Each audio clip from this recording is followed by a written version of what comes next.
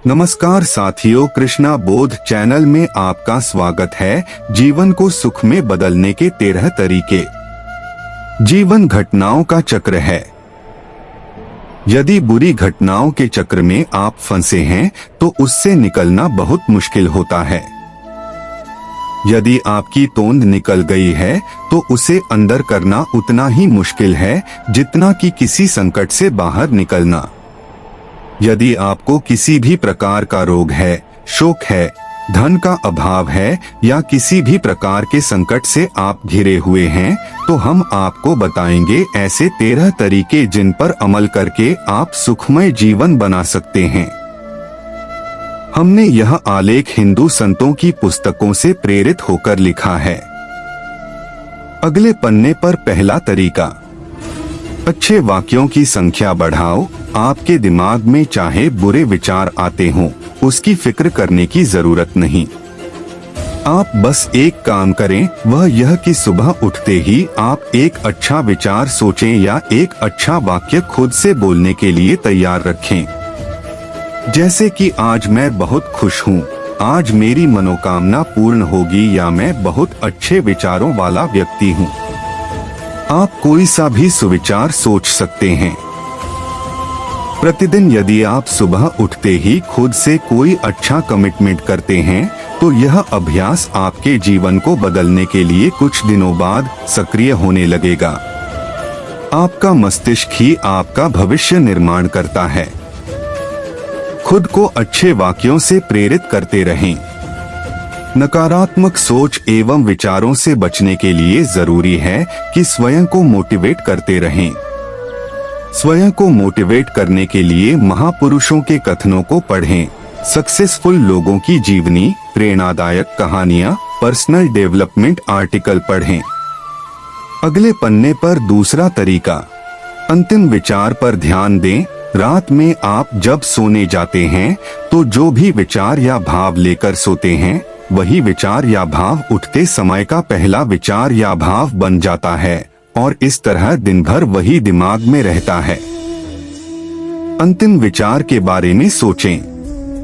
अब से आप जब भी बिस्तर पर सोने जाएं तो इस बात का ध्यान रखें कि आप क्या सोचते हुए सो रहे हैं। यदि नकारात्मक विचार हैं तो उसकी जगह अपने और अपने परिवार के लिए कुछ अच्छा सोचकर सोएं या अपने इष्ट देव के नाम का जप करते हुए सो जाएं। आपका अंतिम विचार ही पूरी रात आपके दिमाग में चलता रहता है, जिसका आपको पता नहीं चलता है। यह विचार ही आपके जीवन को सबसे ज्यादा प्रभावित करता है। इस विचार का सबसे अच्छा होना जरूरी है। सोते समय अच्छे उद्धरण को दोहराते हुए सोना चाहिए। मन में किसी भी प्रकार का भय और शंका लेकर नहीं सोना चाहिए। अगले पन्ने पर तीसरा तरीका, नई आदतें बनाएं। अच्छी आदतों से अच्छा होता है और बुरी आदतों से बुरा। यदि आप में किसी भी प्रकार का नशा करने, गाली बकने, क्रोध करने, ईर्ष्या करने, अनावश्यक भोजन करने, किसी का अपमान करने या व्यंग्य करने या अन्य किसी भी प्रकार की गंदी आदतें हैं तो फिर आपका वर्तमान और भविष्य भी वैसा ही होगा। बुरी आदतें डालना नहीं पड़ती, वे संगत से स्वतः ही निर्मित हो जाती हैं। आप अपनी बुरी आदतों को छोड़ने की चिंता करने के बजाय अच्छी आदतें डालना शुरू करें। जीवन में उन सभी आदतों को शामिल करें जिनसे अच्छा होता हो, जैसे सुबह जल्दी उठना, किसी असहाय की सहायता करना, प्रतिदिन नहीं जा सकते तो प्रति गुरुवार को मंदिर जाना, माता पिता के प्रतिदिन पैर छूना, अच्छे प्रवचन सुनना, लोगों से विनम्रता से बात करना आदि। अभ्यास से जन्मी आदतों में बहुत शक्ति होती है। हमें अपनी शक्ति को अच्छे काम में रूपांतरित करना चाहिए। हम में अनंत ऊर्जा है, बस उसे सही जगह इस्तेमाल करने की जरूरत है। अगले पन्ने पर चौथा तरीका, स्व अनुशासन और नियम जरूरी। जीवन में स्व अनुशासन जरूरी है। यदि आप अनियमित जीवन जी रहे हैं तो सब कुछ बिखरा बिखरा और अनियमित ही होगा। सुबह उठने का कोई नियम नहीं, रात को सोने का नियम नहीं, भोजन करने का कोई नियम नहीं और न ही अन्य कोई कार्य करने का नियम। इसके अलावा आप सड़क पर वाहन चलाते हैं तो यातायात नियमों का भी पालन नहीं करते। आप सड़क पर कचरा फेंक कर चल देते हैं। न आपकी परिवार के प्रति कोई जिम्मेदारी है, न समाज और देश के प्रति। ऐसी छोटी छोटी बहुत सी बातें हैं जिनका पालन नहीं करने से परिवार, समाज और आपके मन में असंतोष की भावना पनपती है। व्यवस्था गड़बड़ा जाती है, जिसके चलते आत्मविश्वास भी जाता रहता है। ठीक है कि आप बहुत सारे नियमों का पालन नहीं करते, लेकिन स्व अनुशासन में तो रह सकते हैं। खुद के जीवन को तो अनुशासनबद्ध कर ही सकते हैं। समय पर उठना, समय पर ऑफिस पहुंचना, घर का ही भोजन करना और समय पर सो जाना, ये भी तो अनुशासन का ही हिस्सा है। अनुशासन होगा तो बहुत से संकटों से आप दूर रहेंगे। अगले पन्ने पर 5वां तरीका, अपनी पहचान बनाएं। दोस्तों की संख्या ज्यादा से ज्यादा होना चाहिए, लेकिन सभी ऐसे दोस्त हों जो अच्छे हों, उनका मार्ग अच्छा हो। हालांकि सोच समझकर ही दोस्त बनाएं। पहले उसे अच्छे से जांच परख लें। दोस्तों, परिचितों, रिश्तेदारों और सहयोगियों के बीच अपनी पहचान स्थापित करें। सभी से संवाद स्थापित करें और उनका हर संभव सहयोग करने का प्रयास करें। अपने परिवार को प्राथमिकता दें। परिवार के सदस्यों के प्रति पूर्ण समर्पण, प्यार और सहयोग से ही बदलेगा आपका जीवन। अगले पन्ने पर 6ठा तरीका, शुद्ध और उत्तम आहार जरूरी। शारीरिक और मानसिक स्वास्थ्य के लिए बहुत जरूरी है आपके शरीर के हिसाब से उत्तम और रुचिकर आहार। हमेशा अलग अलग तरह का आहार ग्रहण करते रहें, क्योंकि कोई भी आहार संपूर्ण नहीं होता। आहार शुद्धि जरूरी है। यह देखें कि आप जो खा रहे हैं उसका आपके शरीर पर क्या असर होगा। सिर्फ स्वाद या मजे के लिए न खाएं और न पिएं। अन्न से शरीर ही नहीं, मन और मस्तिष्क का भी निर्माण होता है। अगले पन्ने पर 7वां तरीका, जोखिम लेने से पीछे न हटें। जीवन में कई ऐसे अवसर आते हैं जबकि हमें जोखिम उठाना पड़ती है, तभी हम आगे बढ़ सकते हैं। रोजमर्रा के जीवन की बोरियत से बचने और अधिक धन या सफलता प्राप्त करने के लिए जोखिम तो उठाना ही होगा। याद कीजिए वो अंतिम समय जब आपने कुछ कठिन करने का निर्णय लिया था। आज आप जहां हैं वह इसलिए है क्योंकि आपने उस वक्त जोखिम उठाया था। अब इससे आगे जाना है तो आगे बढ़ने के बारे में सोचें। जोखिम उठाने का मतलब हो सकता है कि आप अपने इस जॉब से संतुष्ट नहीं हो और नए जॉब में जाना चाहते हो। आप अपने काम से कितना खुश हैं, ये आपके लिए बहुत मायने रखता है। अगर आप अपने जॉब या काम से खुश नहीं हैं, तो दूसरा काम करें। आपको पैसों की समस्या हो सकती है, लेकिन यह एक अस्थायी समस्या है। इससे आप निकल सकते हैं। अगले पन्ने पर 8वां तरीका, घर और वस्त्र बदलें। आपके घर को देखकर ही आपकी पर्सनालिटी का पता लगाया जा सकता है। आपका घर सुंदर और अच्छे वातावरण से परिपूर्ण है तो उसका आपके मेहमानों पर गहरा असर होगा। वे आपसे सभ्य तरीके से ही बात करेंगे। आपने देखा होगा कि एक बहुत ही पॉश ऑफिस में घुसते ही आप गंभीर और सभ्य बन जाते हैं। वहां के लोगों से भी आप अलग ही तरीके से बात करते हैं। अपने घर के साथ आप अपने पहनावे पर भी ध्यान दें। रात में सोते समय क्या पहनकर सोना है और ऑफिस, स्कूल, कॉलेज या अन्य जगह पर जाते समय क्या पहनना है, यह तय होना चाहिए। सब कुछ सुंदर और अच्छा होना चाहिए, तभी सामने वाला आपसे कैसे बात करें, ये आप तय कर सकते हैं। लोग आपको जैसा देखते हैं आपके बारे में वैसा ही सोचते हैं। अपने घर में साफ सफाई रखें। अपने घर को साफ करने की आदत बना लीजिए खुशी और आनंद पूर्वक, क्योंकि आपके घर की सफाई आपके शरीर का प्रतिबिंब है।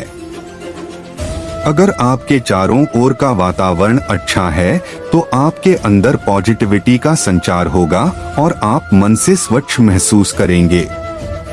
आत्मविश्वास बनाए रखने के लिए जरूरी है कि आप कैसे माहौल में रहते हैं। अगर आपके चारों ओर आपको मोटिवेट करने वाला कोई हमेशा हो तो आप कुछ अच्छा कर सकते हैं, लेकिन नहीं हो तो घर और वस्त्र को बदलकर भी आप ऐसा कर सकते हैं। खुद को बदलने का मतलब पहले फिजिकल तौर पर बदलाव लाना। अगले पन्ने पर 9वां तरीका, नया सीखने का जज्बा। हरदम कुछ नया सीखने का जज्बा होना चाहिए।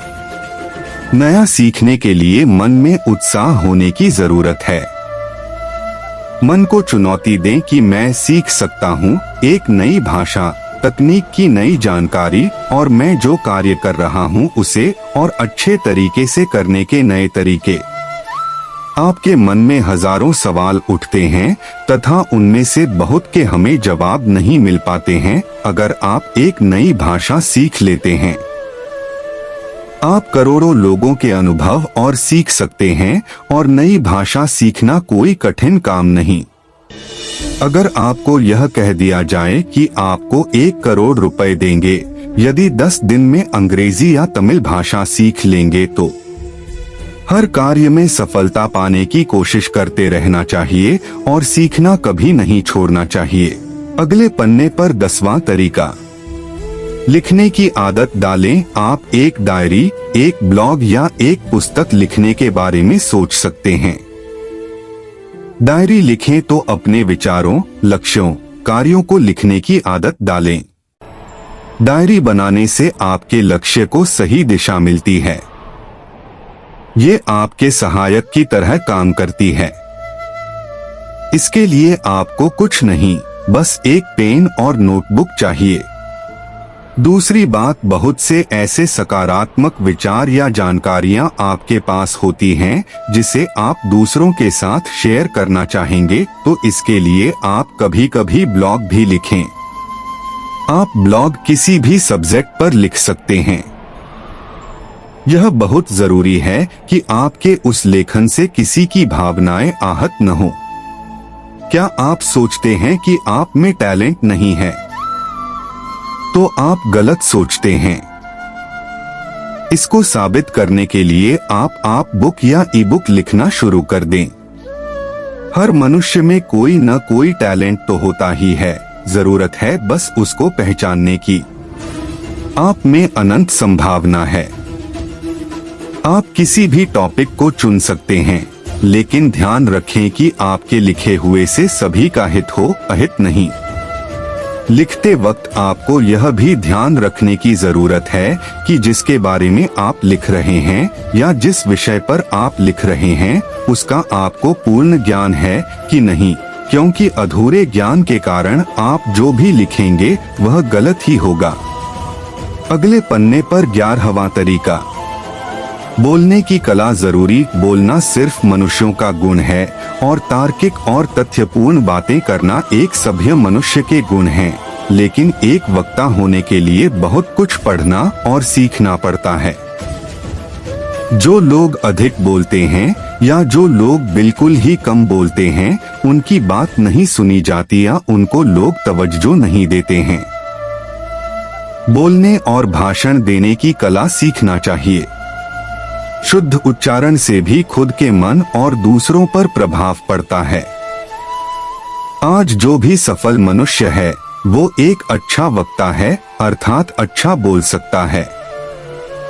आपको चाहे कुछ भी नहीं आ रहा हो, लेकिन अच्छा बोलना आता है, तो आप एक अनुभवी आदमी से भी ज्यादा कर सकते हैं, क्योंकि लोग सर्वप्रथम किसी व्यक्ति के बोलने से ही प्रभावित होते हैं। साक्षात्कार में अच्छा बोलने वाले ही नौकरी ले उड़ते हैं और किसी महफिल में बेझिझक बोलने वाले ही अपनी पहचान कायम कर पाते हैं। किसी मंच पर अच्छे से अपने विचार व्यक्त करने वालों के लिए ही ताली बजती है। बहुत से ऐसे महान राजनेता हुए हैं जिनमें कोई ज्ञान नहीं था, लेकिन वे लोगों से संवाद करना, भाषण देना और बोलना अच्छी तरह जानते थे। सत्ता में आने के बाद तो कई ज्ञानी लोग आपके आसपास आपकी मदद के लिए तैयार हो जाएंगे। अगले पन्ने पर 12वां तरीका, गलतियां स्वीकार करें। खुद की और अपने मित्रों की गलतियां स्वीकार करें। खुद की का मतलब यह कि यदि आपसे घर, कॉलेज, ऑफिस या अन्य कहीं पर गलती हुई है तो उसे स्वीकार करने में कोई हर्ज नहीं है। गलतियों पर पर्दा डालने का प्रयास करेंगे तो आप लोगों की नजर में गिरते जाएंगे। काम करने वाले इंसान से गलतियां होती ही हैं। यह कोई बहुत बड़ा अपराध नहीं, लेकिन इसे स्वीकार नहीं करना अपराध होता है। अपने आप को दंड देने की कोई जरूरत नहीं है, बल्कि अपनी गलती मानकर हम सब कुछ भुलाकर एक अच्छी शुरुआत कर सकते हैं, क्योंकि गलती सफलता की ही एक सीढ़ी है जिसे पार किए बिना आप सफलता तक नहीं पहुंच सकते। इसी तरह यदि आपके किसी मित्र, सहयोगी, परिवार के सदस्य या रिश्तेदार से कोई गलती हो जाती है तो उसे भी स्वीकार करके उसको माफ करना जरूरी है।